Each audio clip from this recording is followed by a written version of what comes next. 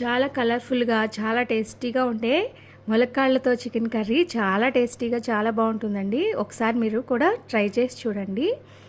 ఎప్పుడు ఒకే విధంగా కాకుండా ములక్కాళ్ళతో కాల్షియం ఐరన్ ఎక్కువగా ఉండే ములక్కాళ్ళతో ఒకసారి ఇలా చికెన్ కర్రీతో ట్రై చేసి చూడండి. మీరు కూడా చాలా నచ్చుతుంది.